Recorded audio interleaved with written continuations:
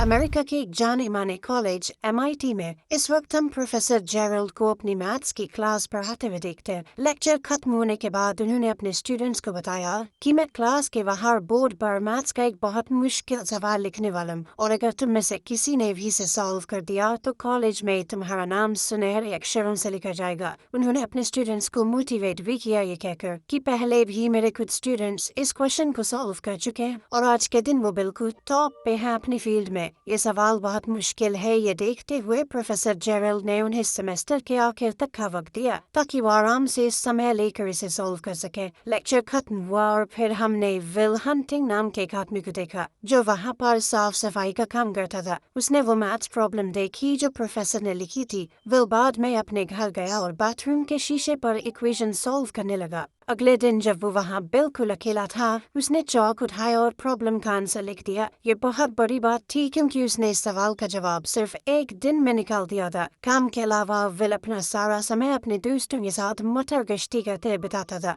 एक दिन जब वो एक बेसबॉल मैच देख रहा था तो विल ने एक लड़के को देखा जो स्कूल में उसे परेशान करता था। उसे देखते ही विल के अंदर गुस्सा फूट गया। वो अपने दोस्तों के साथ उस लड़के के पास गया और लड़ाई शुरू कर दी। अंत में विल ने बदला लेते हुए उस लड़के को बहुत मारा। मामला ज्यादा न बढ़ जाए तो उसके दोस्तों ने उसे रोक दिया, लेकिन तब तक पुलिस वहां आ गई और जब पुलिस वाले ने उसे रोकने की कोशिश की तो उसने पुलिस वाले पर हमला कर दिया जिस वजह से वो अरेस्ट हो गया। दूसरी ओर प्रोफेसर जेरल्ड को पता चला कि जो मैथ्स प्रॉब्लम उसने लिखी थी वो तो सॉल्व भी हो गई है। वो तुरंत चेक करने गया और देखा कि किसी ने सच में उसका क्वेश्चन बिल्कुल सही सॉल्व कर दिया था। उसने अपने कुछ होशियार स्टूडेंट से पूछा कि ये तुम लोगों में से किसी का काम तो नहीं है, लेकिन जब उन बच्चों ने भी मना कर दिया तब तो प्रोफेसर एकदम चौंक गया। क्या प्रोफेसर की अगली क्लास पूरी तरह भरी हुई थी। सब लोग जानना चाहते थे कि आखिर वो अनजान मैथ्स जीनियस है कौन। प्रोफेसर ने कहा कि जिसने भी ये सॉल्व किया है वो आगे आए, मैं उसे उसका प्राइज देना चाहता हूँ। लेकिन पूरी क्लास एक दूसरे को देखने लगी, कोई भी आगे नहीं बढ़ा। जब कोई भी सामने नहीं आया तो प्रोफेसर ने अपने स्टूडेंट से कहा कि मैं एक और मैथ्स प्रॉब्लम लिख रहा हूँ, जिसे सॉल्व करने में मुझे खुद 2 साल लगे थे। अब तुम में से जो भी वो मैथ्स जीनियस है इसे तो एक दिन में सॉल्व नहीं कर पाएगा।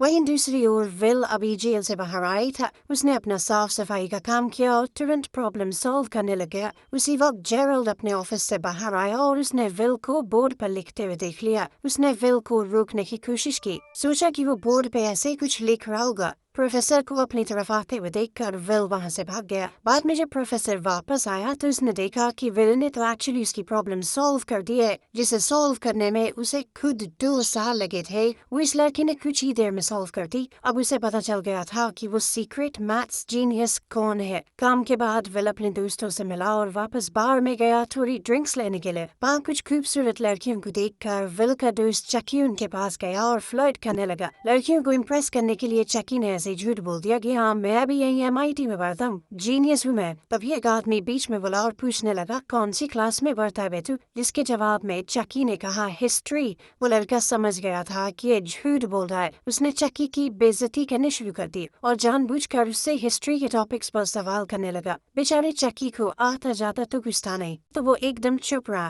तभी विल अपने दोस्त के लिए आगे बढ़ा और उस आदमी से डिबेट करनी शुरू कर दी। विल एक बार जो पढ़ लेता था कभी भूलता ही नहीं था। उसके फ्रैक्चर्स जबान इतनी साफ थी कि उसने उस लड़के को एकदम चुप करवा दिया। साथ ही विल ने उस लड़के की बेइज्जती की कि तूने उस किताब से पढ़ाना, बिल्कुल रटी रटाई बातें करता तू। विल ने उसका मजाक उड़ाते हुए कहा कि इतने हजारों डॉलर खर्च करवा दूं, फिर भी जब रटी रटाई बातें बोलनी है तो ये तो मैंने पब्लिक लाइब्रेरी में पढ़ी है। इस सब के बाद वो आदमी तिल मिलाकर वहाँ से चला गया। बाद में उन लड़कियों में से एक जिसका नाम स्काइलर है विल के पास आई और उसे अपना फोन नंबर दे दिया। विल की होशियारी देखकर स्काइलर को थोड़ा पसंद आ गया था और स्काइलर ने कहा कि करना किसी दिन फोन मुझे जब तुम्हारे पास टाइम हो। विल ने बाद में वो नंबर उस लड़के को भी दिखाया जो ज्यादा स्मार्ट बनने की कोशिश कर रहा था।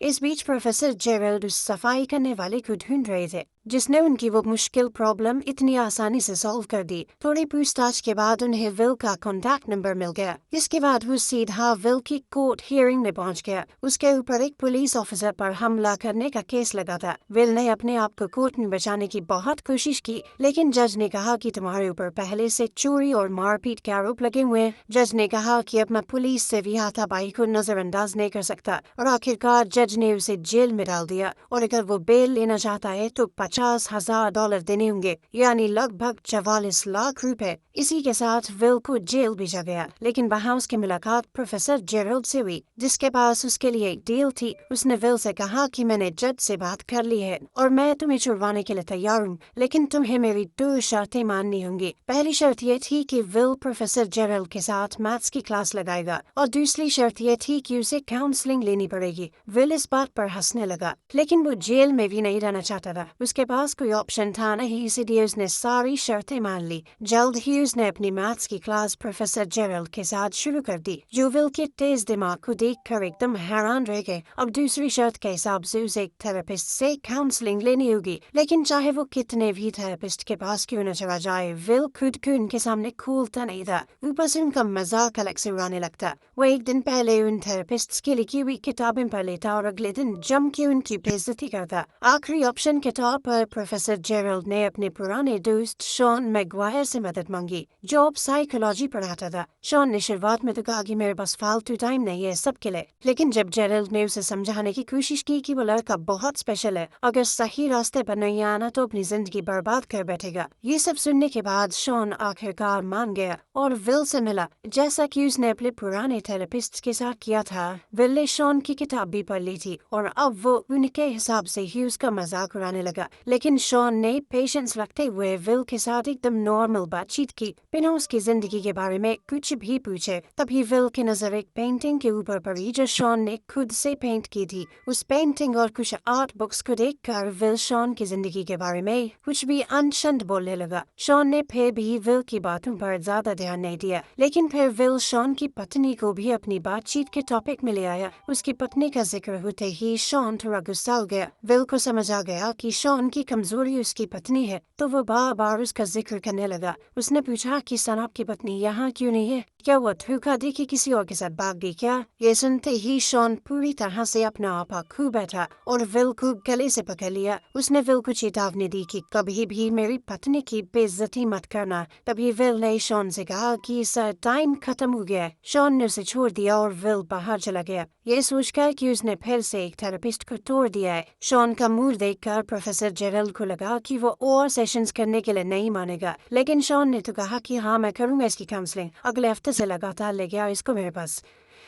काउंसलिंग के बाद विल स्काइलर के साथ डेट पर गया। डेट पर विल को पता चला कि स्काइलर एक बहुत ही अमीर परिवार से है और इस वक्त हार्वर्ड में पढ़ रही है। उन दोनों ने ही एक दूसरे के साथ बहुत अच्छे से समय बिताया। अपनी खूबसूरत पहली डेट के आखिर में उन्होंने एक दूसरे को चूम लिया। विल जब अगले हफ्ते शॉन से मिलने आया तो शॉन ने कहा कि चलो बाहर चल के बातचीत करते हैं। शॉन विल को एक पार्क में ले गया और उससे बात करने लगा। उसने विल से कहा कि तुमने जो कुछ भी बोला मैंने उस बारे में बहुत सोचा। आखिर में मुझे यही समझ में आया कि तुम दिमाग से एक छोटे बच्चे हो जो ये जानता ही नहीं है कि वो क्या बोल रहा है। बदतमीज थोड़े से। शॉन ने विल से कहा कि मैं समझता हूँ तुम बोलना नहीं चाहते, शायद कोई डर है तुम्हारे अंदर, लेकिन बेटा एक बात याद रखना, कभी तो तुम्हें बोलना ही पड़ेगा वरना जिंदगी की सारी अच्छी चीजें खो बैठोगे। अगले दिन विल अपने दोस्त चकी के साथ एक कंस्ट्रक्शन साइट पर मजदूरी करने गया। उसने स्काइलर को फोन किया लेकिन वो बात करने से डर रहा था। शॉन के साथ अपने तीसरे थेरेपी सेशन में विल ने एक शब्द भी नहीं कहा और शॉन ने भी नहीं। दोनों पूरा एक घंटा चुप रहे। चौथा सेशन भी इसी तरह से शुरू हुआ जहाँ किसी ने कुछ नहीं बोला, लेकिन फिर बोर होकर विल ने शॉन को एक जोक सुनाया, इसे एक हिंट मानकर कि विल शायद अब बातचीत करना चाहता है। शॉन ने उससे पूछा कि क्या तुम्हारी कोई गर्लफ्रेंड है? इसके जवाब में विल ने उसे स्काइलर के बारे में बताया कि कैसे उनकी पहली डेट बहुत ही बढ़िया गई, लेकिन अब मुझसे बात नहीं हो पा रही। शॉन ने पूछा कि ऐसा क्यों? तो विल ने जवाब दिया कि मुझे लगता है स्काइलर मेरे लिए बहुत ज्यादा अच्छी है और अगर मैं उससे मिलता रहा तो सब कुछ खराब हो जाएगा। कभी ना कभी तो वो समझ ही जाएगी कि मैं उसके लायक नहीं हूँ। शॉन ने उसे समझाया कि कोई भी किसी से बेहतर नहीं होता, हर किसी में कुछ चीजें अच्छी कुछ खराब होती हैं, लेकिन जरूरी बात बस ये है कि वो इंसान आपके लिए सही है या नहीं। इस बारे में और समझाते हुए शॉन ने अपनी पत्नी के बारे में बताया। उसने कहा कि वो बहुत अच्छी इंसान थी, बहुत प्यार करता था मुझसे, लेकिन नींद में कभी कभी फाड़ देती थी। उसकी इस बात से पूरे कमरे का माहौल बदल गया। विल और शॉन दोनों ने खुलकर हंसना शुरू कर दिया। इसी पल वो दोनों एक दूसरे के थोड़े करीब आ गए और विल को अब शॉन के आसपास थोड़ा कंफर्टेबल महसूस होने लगा। सेशन खत्म हुआ और शॉन ने सलाह दी कि जाकर बात करो उस लड़की से। विल शॉन की बातों में इतना खो गया कि उसे याद दिलाना पड़ा कि आज का सेशन खत्म हो गया है, चलो जाओ यहाँ से। शॉन की बात मानकर विल स्काइलर के कॉलेज में गया और उसे दोबारा बाहर चलने के लिए कहा। स्काइलर ने कहा कि मैं तुम्हारे साथ बाहर जाना चाहती हूँ, लेकिन मुझे एक बहुत ही ज्यादा मुश्किल प्रॉब्लम सॉल्व करनी है जिसमें कई दिन भी लग सकते हैं। विल और इंतजार नहीं कर सकता था तो उसने कहा कि वो सवाल मुझे दिखाना। सवाल देखते ही उसने पलक झपकते ही आंसर एक नैपकिन के ऊपर लिख दिया। इसके बाद विल ने कहा कि अब तो तुम्हारे पास कोई बहाना नहीं बचा, चलो मेरे साथ। उनकी दूसरी डेट के दौरान स्काइलर ने विल से उसके परिवार के बारे में पूछा और विल ने उसे झूठ कह दिया कि मेरे 12 भाई हैं। इस पर स्काइलर ने कहा कि अच्छा नाम बताइए जरा, और विल ने धड़ाधड़ 12 रैंडम नाम सीक्वेंस में बोल दिए। स्काइलर को थोड़ा शक हुआ कि झूठ बोल रहा है और उसने कहा कि एक बार नाम फिर से दोहराना जरा, लेकिन अपना विल जीनियस है, उसने दोबारा उन नामों को उसी सीक्वेंस में बोल दिया। खैर विल अपने अगले थेरेपी सेशन में शॉन से मिला और पूछा कि क्या तुम्हें कभी अपनी पत्नी से मिलने का पछतावा हुआ है, क्योंकि तुम्हारी पत्नी के मरने के बाद तो तुम बहुत ज्यादा अकेले हो गए होगे और इतना प्यार करते थे तो दुख भी ज्यादा हुआ होगा। इस सवाल के जवाब में शॉन ने उसे बताया कि कैसे वो अपनी पत्नी से मिला था। जब मैंने उसे पहली बार देखा तो वो अपने दोस्तों के साथ एक बेसबॉल गेम की टिकट लेने के लिए लाइन में इंतजार कर रही थी। वो एक बहुत ही क्लासिक मैच था। तो विल ने कहा कि तुमने वो गेम लाइव देखी थी, कितने लकी हो यार तुम। इस पर शॉन ने बताया कि गेम तो मैंने बाद में टीवी पर ही देखी थी, मैंने अपने दोस्तों को छोड़ दिया था उस लड़की के साथ डेट पर जाने के लिए, वही लड़की जो बाद में उसकी पत्नी बनेगी। विल को बिल्कुल भी यकीन नहीं हो रहा था कि शॉन ने इतनी जबरदस्त गेम एक लड़की के साथ थोड़ा सा टाइम बिताने के लिए छोड़ दी। इस पर शॉन ने कहा कि मुझे कभी कोई पछतावा नहीं हुआ उससे मिलने का, चाहे वो मेरी जिंदगी में सिर्फ कुछ सालों के लिए ही थी, लेकिन वो साल सबसे खूबसूरत थे। के बाद में स्काइलर ने विल से कहा कि तुम मुझे अपने दोस्तों और परिवार वालों से क्यों नहीं मिलवाते। विल ने अभी भी उससे अपनी जिंदगी के बारे में झूठ बोल रखा था, लेकिन वो उसे अपने दोस्तों से मिलवाने के लिए तैयार हो गया। स्काइलर, विल और उसके दोस्त एक बार में मिले और स्काइलर को उसके दोस्त काफी पसंद आए। उन सभी ने एक दूसरे के साथ बहुत अच्छे से समय बिताया। तभी प्रोफेसर जेरल्ड शॉन से विल की प्रोग्रेस के बारे में पूछने आया। शॉन ने कहा कि विल धीरे धीरे खोलना शुरू हो गया है, लेकिन अभी थोड़ा और वक्त लगेगा उसे पूरा कंफर्टेबल करने में। प्रोफेसर जेरल्ड ने बताया कि मैं विल के लिए एकदम टॉप की नौकरी ढूंढ रहा हूँ। इंटरव्यू तो वो बहुत प्यार से क्रैक कर लेगा, बस उसकी एक दिमागी प्रॉब्लम ठीक हो जाए, फिर उसे मैथ्स की फील्ड में अपना नाम बनाने से कोई नहीं रोक पाएगा। शॉन ने कहा कि तुम उसके बाप हो क्या जो उसके लिए जिंदगी के फैसले ले रहे हो। जो भी वो लड़का करना चाहता है उसे करने दो, वो जीनियस है, इसका मतलब ये थोड़ी कि बस यही करना पड़ेगा, जबरदस्ती है। लेकिन प्रोफेसर जेरल्ड ने कहा कि वो कुछ और नहीं कर सकता, मैं विल का टैलेंट वेस्ट नहीं होने दूंगा। लेकिन विल को इस तरह की नौकरी में कोई दिलचस्पी नहीं थी, इसीलिए उसने अपने दोस्त चक्की को इंटरव्यू में अपनी जगह भेज दिया। एक रात अपनी जिंदगी के बारे में बात करते हुए स्काइलर ने विल से कहा कि तुम मेरे साथ कैलिफोर्निया चलोगे। स्काइलर की बात सुनकर विल घबराने लगा और बोला कि वो उसके साथ नहीं चल सकता, मेरी सारी जिंदगी यहीं पर है। स्काइलर ने उससे पूछा कि तुम मुझसे प्यार करते हो मैं जानती हूँ, तो पूरी तरह मेरे साथ आने में इतना डरते क्यों और मुझे कभी कुछ सच भी नहीं बताते। उसने ये भी बताया कि मुझे पता है तुमने झूठ बोला था, तुम्हारे 12 भाई हैं। ये झूठ सामने आने पर विल अपना आपा खो बैठा। उसने कहा क्या जानना चाहती हो तुम मेरे बारे में, अनाथ हूँ मैं, माँ बाप का अता पता है नहीं, अपनी ज्यादातर जिंदगी एक परिवार से दूसरे में फुदकते हुए बिताई है मैंने। बचपन में जिस परिवार के साथ मुझे रखा गया वो मारता था, मुझे कुत्ते की तरह मारता था। स्काइलर रोने लगी और विल से कहा कि कोई बात नहीं, मैं तुम्हारे साथ हूँ ना, मैं तुम्हारे साथ रहूंगी चाहे कुछ भी हो जाए। लेकिन विल ने उसे दूर कर दिया और कहा कि मुझे किसी की मदद नहीं चाहिए। विल को कहीं न कहीं डर था कि अगर उसने किसी को पास आने दिया और फिर वो इंसान उसे छोड़कर चला गया तो वो सह नहीं पाएगा। स्काइलर ने रोते हुए कहा कि मैं तुमसे बहुत प्यार करती हूँ, कभी तुम्हें छोड़कर नहीं जाऊंगी। लेकिन विल ने झूठ कह दिया कि मैं तुमसे प्यार नहीं करता और वहाँ से चला गया। स्काइलर को अपने कमरे में अकेला रोते हुए छोड़कर प्रोफेसर जेरल्ड की बहुत कहने पर विल ने आखिरकार नौकरी के लिए हाँ कह दिया। विल इंटरव्यू देने गया तो लेकिन नौकरी लेने की कोशिश नहीं की। थेरेपी सेशन में शॉन ने उससे पूछा कि वो अपनी जिंदगी में सबसे ज्यादा किस पर भरोसा करता है। विल ने जवाब दिया मेरे दोस्त चक्की के ऊपर। शॉन ने कहा हाँ मैं मानता हूँ, तुम्हारा भाई जैसा दोस्त है, जान भी दे देगा तुम्हारे लिए, लेकिन दोस्तों के साथ जिंदगी तो नहीं बिताई जा सकती ना। फिर शॉन ने उससे पूछा तो अपनी रोजी रोटी कैसे कमाओगे। इस पर विल ने कहा कि दिहाड़ी पीटूंगा, कंस्ट्रक्शन का काम बहुत अच्छे से आता है मुझे, सारी जिंदगी कर लूंगा, कमा लूंगा, खा लूंगा। इस पर शॉन ने विल से कहा कि तुमने सारी उम्र मजदूरी की है तो वो तुम्हारा कंफर्ट जोन बन चुका है, उससे बाहर निकलने से डर रहे हो तुम और यही डर तुम्हें एक बेहतरीन जिंदगी जीने से रोकेगा। शॉन ने उसे ये नहीं कहा कि जेरल्ड जो तुम्हें नौकरी लेने को कह रहा है वो कर लो, बल्कि उसने विल से पूछा कि तुम अपनी जिंदगी में क्या करना चाहते हो। इस पर विल ने मजाक में कहा कि मैं तो भेड़ बकरियां चराना चाहता हूँ। ये जानकर कि विल सीरियस नहीं है, शॉन ने उसे अपने ऑफिस से निकलने को कहा। उसने कहा कि मैं अपना वक्त बर्बाद नहीं करना चाहता, तुम्हारे पास फालतू टाइम होगा, मेरे पास नहीं है, अगर ईमानदारी से जवाब नहीं देना तो जाओ। इस पर विल गुस्सा हो गया और शॉन पर चिल्लाने लगा। शॉन ने फिर से पूछा कि वो अपनी जिंदगी में क्या करना चाहता है। विल दोबारा से चुप रहा, उसने जवाब नहीं दिया। शॉन ने उससे कहा चला जा यहाँ से, जा। स्काइलर के कैलिफोर्निया जाने से पहले ही विल ने उसे फोन करके अलविदा कहा। स्काइलर ने एक आखिरी बार कहा कि मैं तुमसे प्यार करती हूँ। विल मुस्कुराया लेकिन अपने डर की वजह से जवाब नहीं दिया। उसे अभी भी लगता था कि आखिर में तो मेरा दिल टूटना ही है।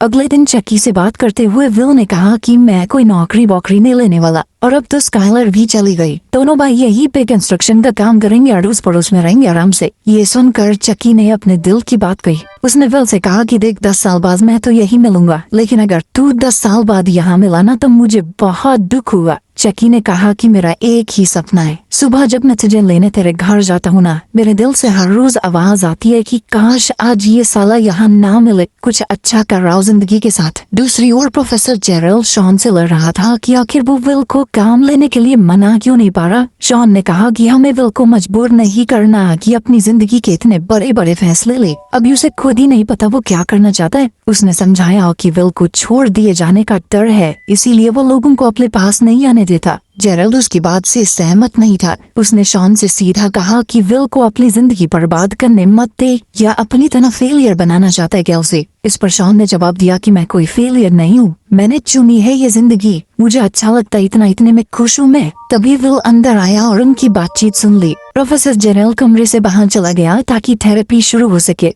जॉन के पास आज एक फाइल थी जिसमें विल के शरीर की तस्वीरें थी, जिसमें उसके फॉस्टर फादर की मार के निशान थे। विल ने पूछा कि क्या कभी तुमने किसी बच्चे को इस तरह बेरहमी से पिटा हुआ देखा है। इस पर शॉन ने बताया कि मेरे पिता शराबी थे, बचपन से शराब पीकर मुझे और मेरी माँ को मारते थे। शॉन की कहानी सुन के विल को अपने बचपन की याद आ गई। शॉन ने विल के सामने आकर कहा कि जो कुछ भी तुम्हारे साथ हुआ बेटा वो तुम्हारी गलती नहीं थी। विल ने हामी भरते हुए सर हिलाया, पर शॉन बार बार कहता रहा कि ये तुम्हारी गलती नहीं थी बेटा, नहीं थी। आखिर में विल ने कहा मुझे पता है, पर शॉन फिर भी बार बार बोलता रहा तुम्हारी गलती नहीं थी, मान लो इस बात को। ये सुनकर विल की आंखों में आंसू आ गए। उसने शॉन को धक्का दिया। शॉन ने फिर से कहा कि जो कुछ भी हुआ तुम्हारी गलती नहीं थी, और अब आखिर में विल टूट गया। उसने शॉन को गले लगा लिया और जोर जोर से रोने लगा। अब वो अपना बीता हुआ दर्द छोड़कर आगे बढ़ने के लिए तैयार था। उसने शॉन से कहा कि वो उन्हीं नौकरियों में से एक लेगा जो प्रोफेसर जेरल्ड ने उसके लिए तैयार की है।